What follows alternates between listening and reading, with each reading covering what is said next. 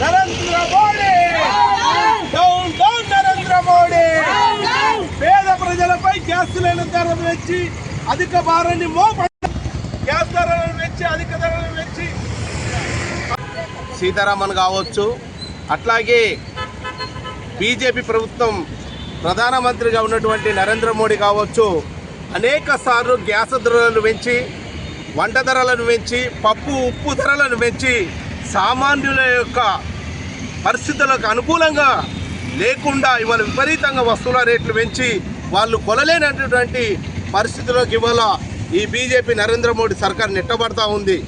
ఈ ప్రభుత్వం ఎక్కినప్పటి నుంచి కూడా మేము సిలిండర్ రేటు తగ్గిస్తామన్నారు కానీ కానీ పెంచము అని చెప్పారు.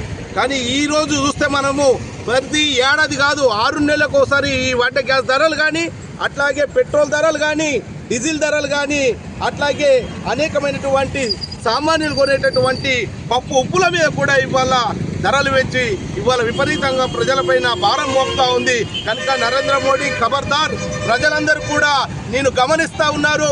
మతాన్ని ఇవాళ రెచ్చగొట్టి మతం పేరుతోటి వాళ్ళ పబ్బం కట్టుకోవడానికి నువ్వు ప్రయత్నం చేస్తూ ఉన్నావు.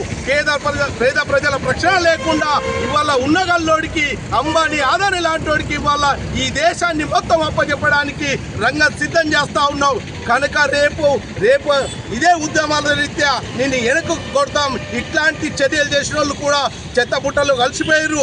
అట్లాంటిది నువ్వు కూడా రేపు కాలగర్భంలో కడతావు అని చెప్పి సిపిఎంఎల్ మాస్ లైన్గా మేము ఇవాళ నరేంద్ర మోడీని డిమాండ్